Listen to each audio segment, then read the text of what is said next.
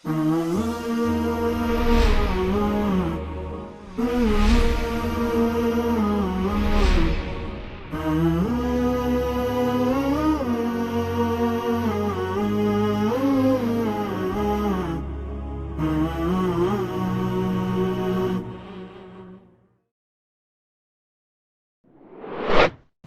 ketika saya bilang 3 kunci ini, saya akan kasih 3 kunci tambah 3 kunci lagi, Mas Hari.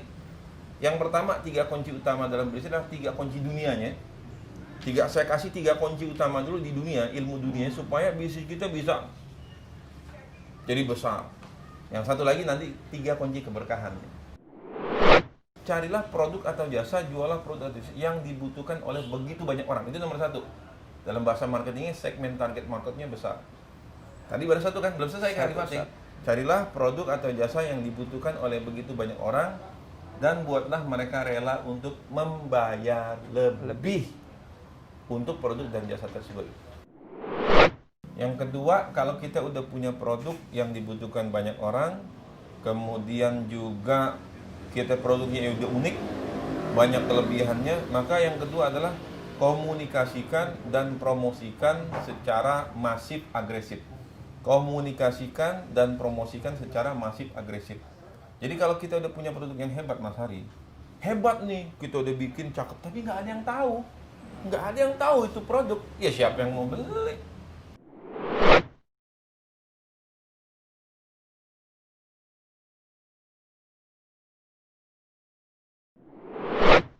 Ya, pemirsa Umat TV yang dirahmati Allah, jangan lupa sediakan alat tulisnya, dicatat apa yang disampaikan oleh Ustadz Valentino Dinsi, karena ini adalah ilmu ya, terkait dengan ilmu bisnis kita. Dan yang terakhir Ustadz, yang ketiga ya. Nah, tadi ketemu produk jasa yang dibutuhkannya udah. Yang kedua, promosikan, komunikasikan secara masif agresif bisa tumbuh. Nah, ini program yang ketiga. Yang ketiga ini seringkali begini ya. Saya suka ketemu murid-murid saya gini, yang tadinya belum punya usaha. Sekarang punya usaha, begitu ketemu, alhamdulillah Ustadz, saya terapkan ilmunya Ustadz, sekarang bisnis saya cabangnya udah ada 20, cabangnya udah ada 15, cabangnya udah sampai sekian, omset udah sekian miliar. Itu dulu, begitu ketemu lagi nih, Ustadz, alhamdulillah Ustadz sih, cabang masih tumbuh terus Ustadz, tapi nggak tahu duitnya kemana Ustadz. Duitnya nggak tahu kemana. Kenapa? Karena mereka nggak ngerti ilmu yang ketiga. Yang ketiga daripada kunci utama dalam bisnis adalah belajarlah bagaimana mengelola keuangan yang baik. Bagaimana kita harus mengelola keuangan yang baik. Ya, istilah saya, pisahkan kantong kiri sama kantong kanan. Duit bisnis sama duit usaha. Kalau kita enggak, kita campur. Jualan nih, katakan kita jualan kelontong di rumah. Lagi jualan sembako di rumah, tiba-tiba tukang es lewat. Telelot, telelot. Telelelelelet. Anak kita teriak, "Mak, beli es krim." Maknya ngambil duit dari ini, kasih. Duit nggak tahu diambil beli es krim. Ntar sore lewat lagi mobil, dung dung dung dung dung dung dung dung dung dung dung dung, odong-odong. "Ma, odong-odong." Maknya kasih 5.000 naik odong-odong. Habis duitnya. Nggak tahu dia jual berapa sehari. Kenapa? Dicampur. Duit kantong kiri sama kantong kanan. masalah ini masih sering terjadi. Oh, banyak. Bahkan usaha gede pun kena, Mas Hari. Jadi saya punya temen, dulu itu punya majalah, saya nggak sebutin mereknya deh, pasti terkenal. Majalah pokoknya yang bangkit dari kubur, ya. Pokoknya majalah-majalah gitu deh. Itu penjualannya sebulan, dia 2 minggu sekali, itu penjualannya 1 minggu 700.000 kopi. Jadi sebulan itu 1,4 juta kopi. Harganya 10.000 pada saat sekarang 25.000. Jadi 1,4 juta kali 10.000, 14 miliar. Jadi omset sebulan penjualan 14 miliar. Habis tuh penjualannya. Kenapa? Suaminya ngambil duit di bagian keuangan, bilang, "Minta duit. Bapak mau ngambil." Jangan bilang-bilang ibu ya. Kalau bilang-bilang ibu, gue pecat. Terus datang lagi ibunya. "Ibu mau minta duit, minta duit." Jangan bilang-bilang bapak ya. Bilang bapak, ibu pecat. Campur. Kantong kiri, kantong kanan. Boba. Akhirnya begitu harus bayar utang cetakan, duitnya habis. Nah, bagaimana caranya kita mengelola keuangan ini agar tidak campur kantong kiri, kantong kanan, dan uang bisnis dengan uang pribadi? Nah, saran saya sederhana, pada ikhwan akhwat, kalau Anda tidak bisa berdisiplin tentang keuangan, lakukan yang sederhana. Buka 2 rekening saja. Jadi buka 2 rekening. Saran saya minimum rekening syariah. Ya. 2 bank ya. Ya, walaupun saya terus terang sama bang kurang terlalu ini juga, tapi apa boleh buat lah. Kita paling nggak bank syariah lah. Kita buat 2 rekening di bank. 1 rekening usaha, 1 rekening pribadi. Nah, bagaimana caranya? Contoh, katakan kita penjualan harian. Contoh kita buka rumah makan nih. Kan penjualannya harian. Belanjanya juga harian kan? Contoh kita buka rumah makan, hari ini penjualan berapa? 7 juta. Udah ambil 7 juta, ya. Kemudian kan besok harus belanja. Ente jangan ambil, jangan potong duitnya. 7 juta ente setor di bank. Kan bisa pakai ATM doang kan. Automatic machine itu kan. Setor 7 juta. Seret. Besok belanja berapa? 4 juta. Jangan ente setor 3 juta. Kan 4 juta belanjanya tuh. Ente setor 7 jutanya. Setor masukin 7 juta, plek, pencet lagi, ambil 4 juta buat belanja. Sebab begini ya, saya kasih tahu. Kalau ente setor 7 juta sehari, ya kan? Sebulan berapa? 210 juta. Ya kan? Ya rumah makan buka tiap hari kan? Kalau ente tadi butuh belanja 4 juta, ente setor 3 juta. 3 juta ente setor setiap hari, belanjain 4 juta ente kantongin, ente cuma berapa? 90 juta. Yang satu 240 juta, yang satu 210 juta. Nah, 210 juta, yang satu lagi 90 juta. Beda jauh. Kenapa? Ketika ente butuh tambahan modal, kan ente ngajukan tuh. Bank akan lihat yang satu cash flow 210 juta, yang satu cash flow 90 juta. Yang mana yang akan lebih berharga di bank? Yang mana yang akan dapat pinjaman besar dari bank? Yang 210 juta. Sederhana kan? Masukin, keluarin lagi. Yang tadi cuma masukin doang 3 juta. Jadi cash flow itu adalah buku rapot kita ketika kita butuh pinjaman ke bank. Nggak segan-segan tuh, 210 juta ente minjem 1 miliar, saya yakin dikasih. Omset ente 210 juta sebulan, ente minjem 1 miliar dikasih. Tapi kalau omsetnya 90 juta, 1 miliar nggak dikasih. Ya, jadi penting. Nah, itu satu. Yang kedua, nanti kan akhir bulan nih, saya punya omset 210 juta. Untung sehari 3 juta. 90 juta kan, gaji saya berapa? Katakan saya gaji 20 juta. Nanti di akhir bulan, ya kita transfer dari rekening usaha ke rekening pribadi. Berapa? 20 juta. Transfer, gaji ente tuh. Jadi biasakan kita itu kalau bekerja walaupun usaha kita kecil, walaupun usahanya rumahan, gajikan diri kita berapa. Kita harus menghitung berapa gaji kita. Dan bayarlah, 20 juta. Nah, lalu tiba-tiba, sekarang katakan bulan depan tahun ajaran baru anak-anak kita butuh 20 juta juga untuk anak kita bayar SPP, bayar masuk sekolah. Ya udah transfer 40 juta. Dari uang usaha kita ke rekening pribadi, rekening gaji kita 40 juta.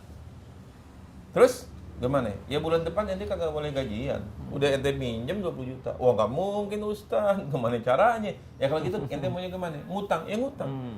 20 juta berapa bulan cicil? 5 bulan. Berarti berapa? 4 juta. Bulan depan ente gaji cuma 16 juta. 16 juta 6 sampai 7 lunas. Jadi ini adalah budaya disiplin bagaimana usaha kecil. Kalau kita ingin jadi besar adalah bagaimana disiplin terhadap keuangan. Sebab ini yang namanya kalau dalam bisnis itu cash flow. Cash flow itu ibarat darah. Nih tangan saya ini Mas Ari ya. Ambil pisau, jangan pisau lah. Apa yang kayak cucukan es itu, ya, cucuk ini. Cek. Ya, 2 cm. Dia kan cuma gedenya cucukan es yang kira-kira berapa mili. Cek. Ini kalau 2 cm, dalamnya 2 cm, walaupun lubangnya isinya kecil doang, itu ngocor darah deres. Ya, deres darah. Ini diemin aja, nggak usah ditutupin darah ini, keluar terus. 10 jam mati saya, kehabisan darah. Kenapa? Karena terjadi namanya bleeding, pendarahan. Nah, makanya orang kebanyakan mati itu karena bleeding, karena pendarahan.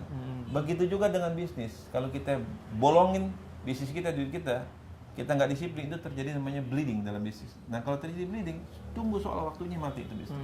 Ya, jadi itu 3 kunci ilmu dunia yang saya sampaikan kepada para pemirsa, para pemirsa TV Umat. Itu 3 ilmu dunia nih baru saya sampaikan ya. Jadi saya sampaikan 3 ilmu dunia. Yang tadi pertama, temukan produk atau jasa yang dibutuhkan oleh begitu banyak orang dan buatlah mereka rela untuk membayar lebih untuk produk dan jasa tersebut.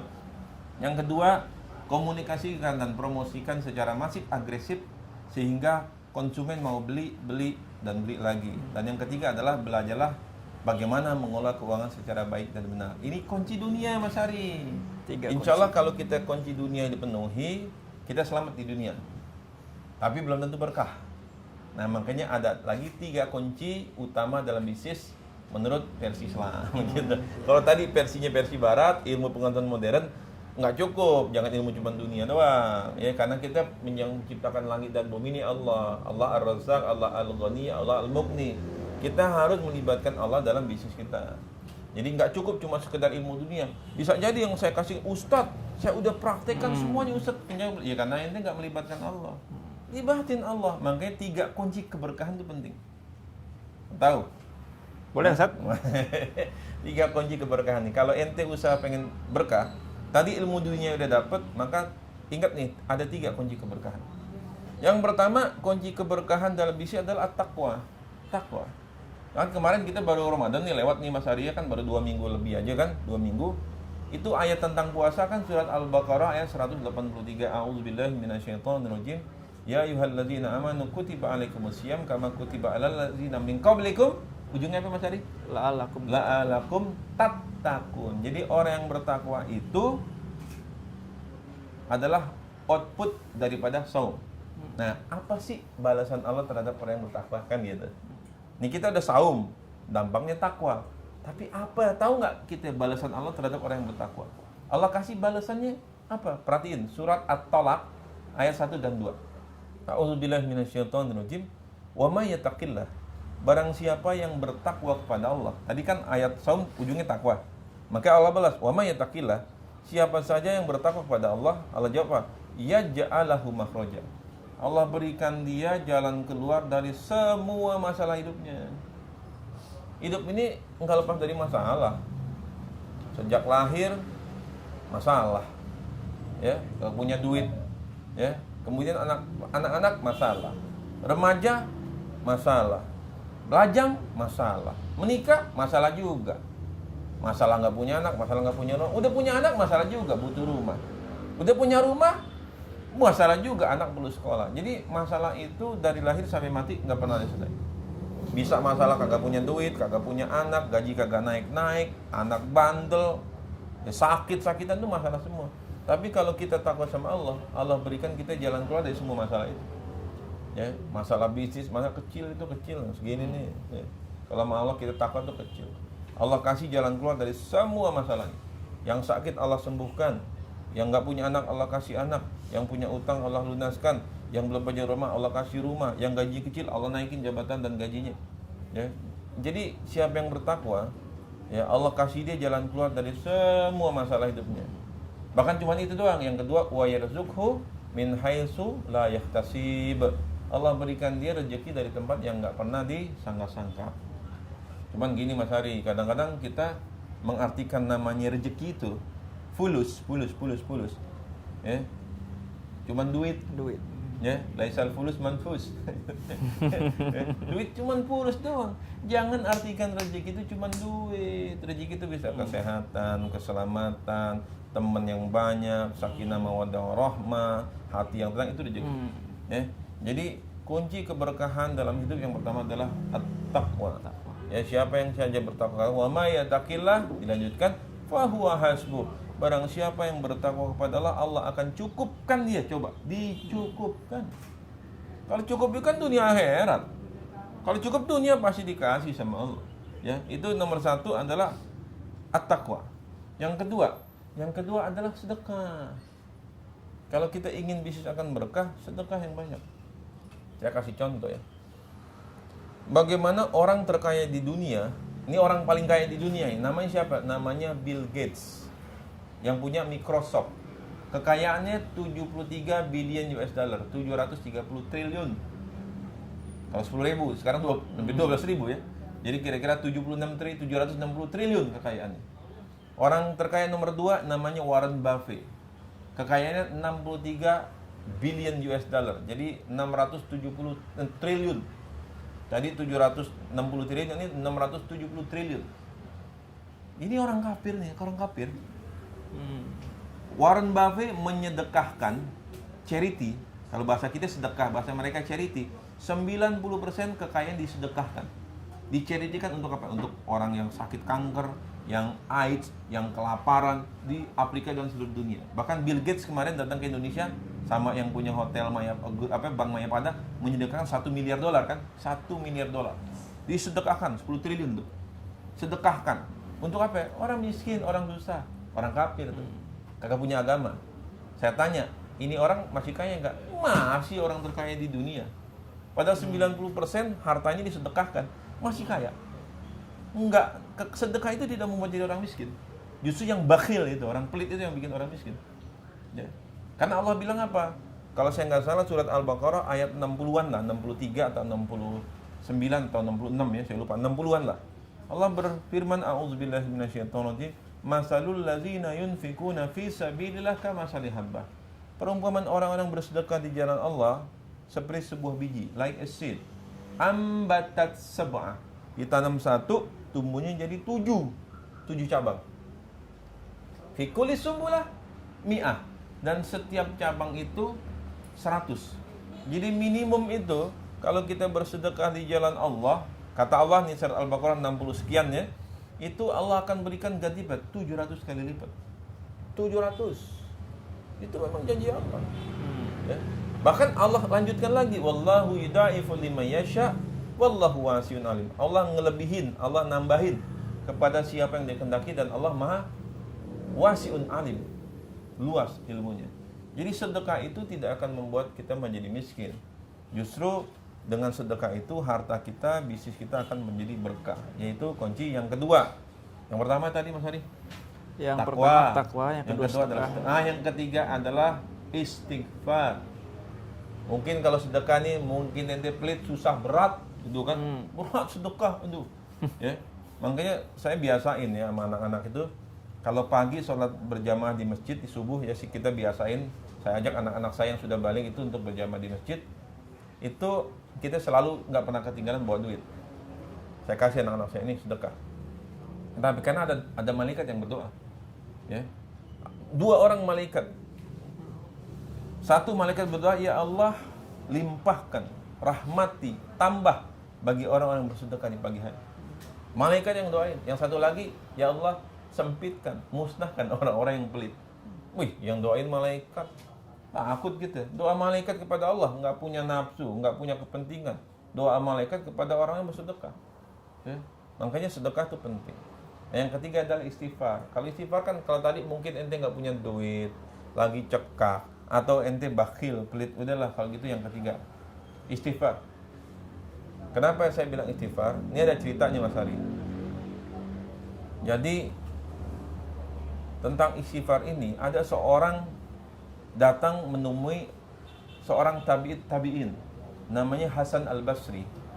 Dia datang kepada Hasan Al-Basri, ini syekh di zaman tabi'in. Dia bilang apa? Ngeluh, ya syekh, saya belum punya anak. Sama Hasan Al-Basri, istaghfirillah katanya, banyaklah istighfar. Dah, kemudian yang lain datang lagi, ya syekh, saya utang banyak. Ya istaghfirillah, banyaklah istighfar kepada Allah, mohon ampun kepada Allah. Yang datang, ya syekh, negara kami sedang keringan. Maka Hasan Al-Basri bilang, istaghfirillah, mohon ampunlah kepada Allah. Jadi setiap kali orang datang kok jawabannya cuma satu, suruh istighfar. Kenapa? Tapi benar, ketika orang mempraktekkan apa yang dihasilkan Hasan Al-Basri, semua masalah selesai. Apa kata Hasan Al-Basri? Tidakkah kalian pernah membaca surat 71, surat Nuh? Buka nanti di rumah pemirsa ya, surat Nuh, Mas Hari juga nanti dibuka di rumah, surat Nuh, surat 71 ayat 10 sampai 12. Di mana Allah berfirman, a'udzubillahi minasyaitonirrajim. Faqultu astaghfiru rabbakum innahu kana ghaffara. Yursilis sama'u 'alaikum midrara wa yumditkum bi amwalin wal banin wa ja'alnakum jannatin wa ja'alnakum anhara. Ya. Jadi coba perhatikan artinya nih. Maka aku katakan, kata Nabi Nuh, faqultu astaghfiru rabbakum, maka mohon ampunlah kamu kepada Tuhanmu dan minta maaflah, beristighfarlah yang banyak. Innahu kana ghaffara, sesungguhnya Dia Maha Pengampun. Nah, Kalau orang udah istighfar, apa hasilnya? Ini Allah yang bilang nih, ini surat Nuh, surat 71 ayat 10-12. Perhatiin, yang banyak utang, nih dengerin nih, yang lagi banyak utang, yang kagak punya duit, yang lagi cekak, yang belum punya rumah, yang jabatan kagak naik-naik, yang sakit-sakitan, ya, yang punya anak mungkin bandel, yang rumah tangga lagi punya masalah, perhatiin nih ayat ini. Kalau kita banyak istighfar, Allah kasih 4. Yang pertama apa? Yursilis sama alaikum mitroro. Akan turun hujan dari langit yang deras, yang akan memberikan kemakmuran. Coba ente bayangin nih, ayat ini turun di Arab. Hujan itu sesuatu yang paling berharga. Hujan itu sesuatu yang paling ditunggu di Arab. Jadi kalau pakai apa berpikirnya saya gitu ya, mohon maaf nih, saya bukan ahli tafsir. Jadi kalau kita banyak istighfar, maka Allah akan berikan apa yang kita inginkan, apa yang kita cita-citakan, apa yang kita harapkan, apa yang kita tunggu. Ya, itu yang pertama. Yang kedua, kalau kita banyak istighfar, wa yumditkum bi amwalin, maka akan Allah berikan kita harta yang banyak. Jadi tidak ada tafsir terjemahan amwal itu kecuali harta. Jadi siapa yang banyak istighfar, maka Allah akan kayakan dia. Allah akan berikan dia harta, Allah akan berikan dia duit, Allah akan berikan dia materi. Ya, harta. Itu yang kedua. Yang ketiga, wal banin. Dan Allah akan berikan anak. Jadi yang belum punya anak istighfar. Ini cerita benar, Mas Hari. Saya punya supir ya, namanya Dedi. Waktu pertama kali dia datang ke saya kerja, saya tanya, "Dad, udah punya anak berapa?" "Belum, Pak Ustadz." Terus saya tanya, "Emang nikah udah berapa tahun?" "Udah 7 tahun, Pak Ustadz." "Oh, udah 7 tahun? Belum punya anak loh?" Bener Pak Ustadz." Saya tanya, "Ada masalah nggak?" "Maksudnya Pak Ustadz, ya lo kagak subur atau bini lo mandul gitu kan?" "Nggak ada Pak Ustadz." "Nah, kalau gitu saya bilang, saya dapat ilmu nih dari guru saya dan dari guru-gurunya. Ya lagi, istighfar yang banyak." Jadi habis sholat dia zikir tuh istighfar. Subhanallah, 3 bulan setelah dia amalin itu istighfar, bininya hamil. Sekarang dia udah punya anak 1 tahun, anaknya umur. Jadi siapa saja yang banyak istighfar, Allah akan berikan dia anak yang banyak. Nah, guru saya nambahin, Dr. Musli Abdul Karim, itu lulusan dari Madinah, ya, doktor lulusan Madinah. Dia bilang kalau yang belum banyak punya anak istighfar. Kalau yang udah punya anak, mungkin yang punya usaha, Allah akan berikan dia anak buah. Jadi Allah akan berikan dia anak kandung atau anak buah yang banyak, atau anak angkat yang banyak. Ya, jadi yang ketiga adalah Allah berikan 3 ya tadi ya. 3. Ya, yang ketiga adalah anak. Yang tadi hujan deras, yang kedua adalah harta yang banyak, yang ketiga adalah anak. Yang keempat, wa ja'alnakum jannatin. Allah akan berikan dia kebun-kebun. Ini lagi-lagi tafsir saya ya. Kebun-kebun itu di Arab adalah sumber penghidupan, sumber penghasilan.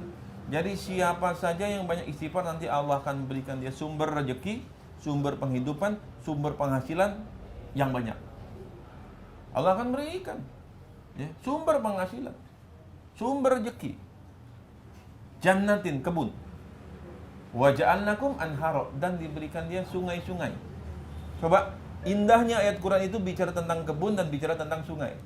Kebun, kalau nggak ada sungai, mati itu kebun. Makanya Allah berikan kebunnya, bisnisnya, Allah berikan airnya, Allah berikan bisnisnya, Allah berikan konsumennya gitu. Allah datengin tuh sumber-sumber yang menghidupin dia. Jadi kalau pakai bahasa bisnis namanya revenue model. Jadi dikasih bisnisnya, juga dikasih duit yang masuknya, para pembelinya. Sehingga apa? Kebun itu akan yang dialiri sungai, yang sungai itu akan memberikan kesejahteraan bagi apa? Orang yang ada di sekitar kebun itu. Bagi para karyawannya, bagi keluarganya, bagi tetangganya, bagi lingkungan sekitarnya. Ya, jadi betapa ketika bisnis itu dijalankan secara benar, ini kan kita bicara bisnis. Tapi bagaimana Allah itu bicara dalam surat Nuh sesuatu yang indah. Dan di dalamnya ada bisnis kan. Nah itulah makanya 70 atau berapa persen ayat-ayat Quran itu tentang muamalah. Ibadahnya ya nggak lebih banyak daripada muamalahnya. Itulah sebabnya makanya dalam surat 28 ayat 7 itu wabtagi fima atakallahu darul akhirah wala tansa nasibaka minad dunya. Kita disuruh cari akhirat, tapi jangan lupa bagian kita di dunia. Kenapa? dunia ini adalah akan menghantarin kita ke akhirat. Karena di dunia ini tempat beramal. Dunia tempat kita beramal, nanti panennya di akhirat. Ya, jadi kita beramal di sini, nanti insya Allah akan sampai ke akhirat. Nah, jadi keberkahan dalam bisnis bagi seorang muslim akan didapatkan apabila dia mengerti satu tentang ilmu tentang bisnis, tentang ilmu dunia, ya, dan juga ilmu tentang akhirat. Makanya ada hadis mengatakan, saya ingat dulu hadisnya. Wa man arada hasanatin fid dunya fa alaihi bil ilm. Barang siapa yang menghendaki kebaikan, kesuksesan, keberhasilan di dunia, dia harus punya ilmu. Termasuk dalam bisnis. Kalau bisnisnya ingin berhasil, ingin sukses, ingin maju, ingin berkembang, harus punya ilmu. Wa man arada hasanatin fil akhirat fa alaihi bil ilm.